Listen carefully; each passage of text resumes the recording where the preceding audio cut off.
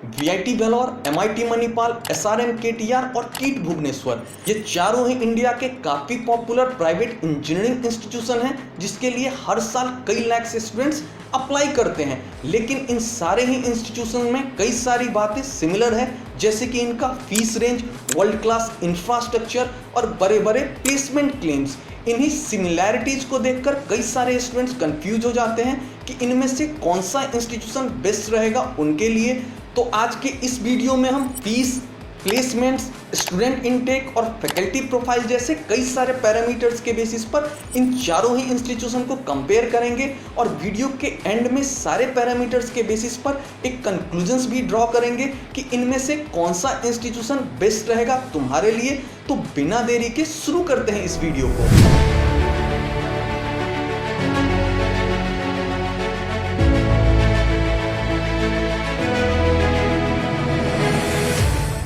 तो जो सबसे पहला पैरामीटर है जिसके बेसिस पर हम कंपैरिजन की शुरुआत करेंगे तो वो है एस्टैब्लिशमेंट एंड कैंपस एरिया। तो यहाँ चारों ही इंस्टीट्यूशन में सबसे पहले 1957 में इस्टेब्लिश किया गया था एमआईटी मणिपाल को। दूसरे नंबर पर आता है वीआईटी वेलोर जिसे इस्टेब्लिश किया गया था 1984 में। तीसरे नंबर पर आता है एसआरएम केटीआर जिसे इस्टेब्लिश किया गया था 1985 में। और फोर्थ नंबर पर आता है कीट भुवनेश्वर जिसे इस्टेब्लिश किया गया था 1992 में। यदि कैंपस एरिया की बात करें तो 700 प्लस एकर्स के कैंपस के साथ बाजी मारी है कीट यूनिवर्सिटी ने। दूसरे नंबर पर आता है वीआईटी वेलोर जिसका कैंपस 372 प्लस एकर्स में फैला हुआ है। तीसरे नंबर पर आता है एमआईटी मणिपाल जिसका कैंपस 313 एकर्स में फैला हुआ है। फोर्थ नंबर पर आता है एसआरएम केटीआर जिसका कैंपस 250 प्लस एकर्स में फैला हुआ है। दूसरा पैरामीटर जिसके बेसिस पर हम इन कॉलेजेस को कंपेयर करेंगे वो है रैंकिंग एंड एक्रीडिएशंस, जिसके हिसाब से 2024 की एनआईआरएफ रैंकिंग में इंजीनियरिंग प्रोग्राम के कैटेगरी में वीआईटी को 11th रैंक, एसआरएम केटीआर को 13th रैंक, कीट को 37th रैंक और एमआईटी मणिपाल को 56th रैंक मिला है। ये सभी इंस्टीट्यूशन नैक से एक्रीडिएटेड भी हैं, जहां इन सभी इंस्टीट्यूशन को नैक से A++ ग्रेड मिला हुआ है।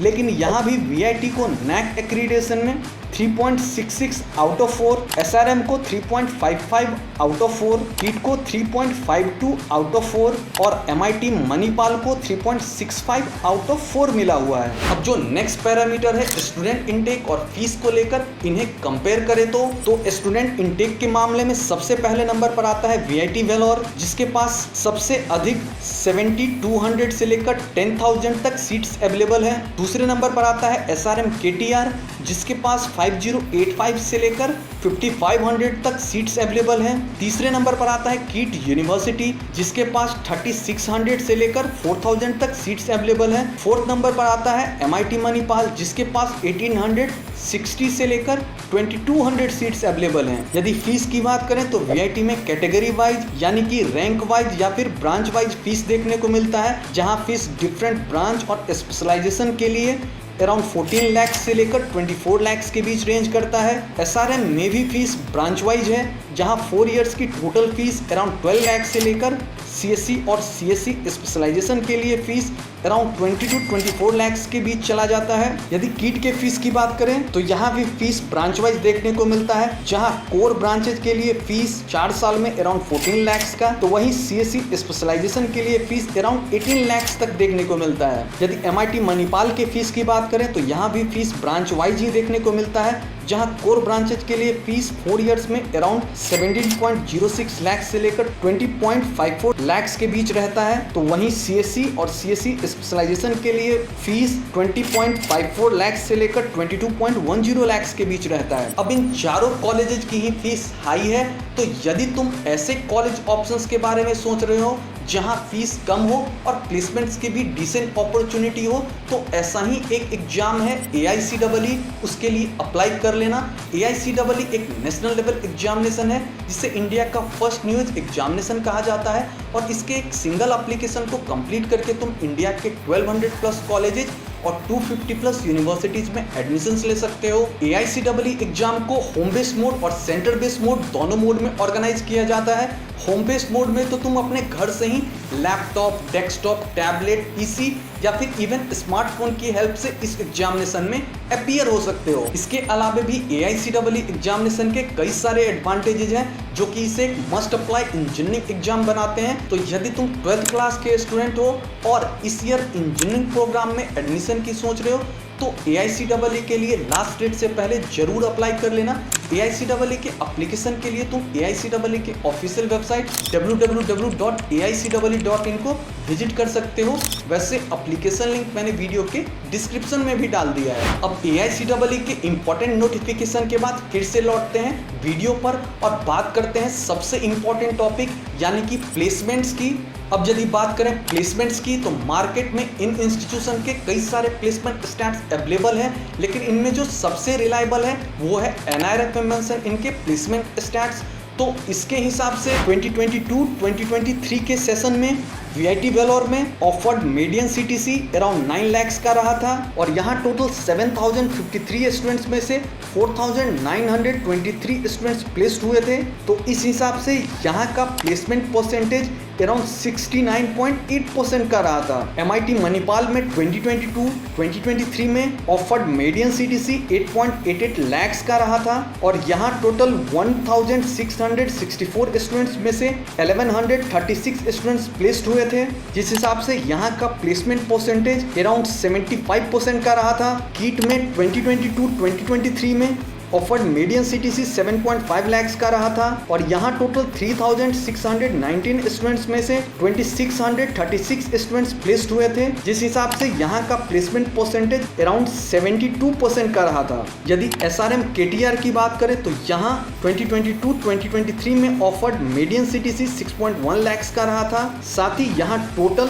4195 स्टूडेंट्स में से 4031 स्टूडेंट्स प्लेस्ड हुए थे। तो इस हिसाब से यहाँ का प्लेसमेंट परसेंटेज अराउंड 96% का रहा था। अब यदि NIRF डेटा में मेंशन इनके प्लेसमेंट स्टैट्स के अलावे इनके ऑफिशियल वेबसाइट पर मेंशन प्लेसमेंट स्टैट्स के बारे में बात करें तो उसके हिसाब से VIT वेलोर में 2024 में offered highest CTC 88 lakhs per annum का था और यहाँ के जो टॉप रिक्रूटर्स थे वो थे माइक्रोसॉफ्ट, डी, सॉ एंड को, मॉर्गन स्टैनली और पेपाल जैसी बड़ी कंपनियां। यदि MIT मणिपाल की बात करें तो यहाँ 2024 में offered highest CTC 2.19 crore per annum का रहा था और यहाँ के जो टॉप रिक्रूटर्स थे वो थे माइक्रोसॉफ्ट, KPMG, Amazon और गोल्डमैन सैक्स जैसी कंपनियां। सिमिलरली यदि SRM KTR की बात करें तो यहाँ 2024 में offered highest CTC 52 lakhs per annum का रहा था और यहाँ के जो टॉप रिक्रूटर्स थे वो थे माइक्रोसॉफ्ट, Amazon, गूगल, एडोब और JP मॉर्गन जैसी कंपनियां। यदि कीट की बात कर लें तो यहाँ 2024 में offered highest CTC 53 lakhs per annum का रहा था और यहाँ के जो टॉप रिक्रूटर्स थे वो थे Yugabyte, Deloitte, HighRadius, D, Shaw and Adobe जैसी कंपनियां। अब जो लास्ट पैरामीटर है जिसके बेसिस पर हम इन कॉलेजेस को कंपेयर करेंगे वो है student faculty ratio and faculty profile. तो VIT वेलोर में टोटल 1880 फैकल्टी मेंबर्स हैं, जिसमें से 95.4% प्रोफेसर्स PhD होल्डर्स हैं और यहाँ फैकल्टी स्टूडेंट रेशियो 1:15 का है। यदि MIT मणिपाल की बात करें तो यहाँ टोटल 720 फैकल्टी मेंबर्स हैं, जिसमें से 65% PhD होल्डर्स हैं और यहाँ फैकल्टी स्टूडेंट रेशियो 1:13 का है।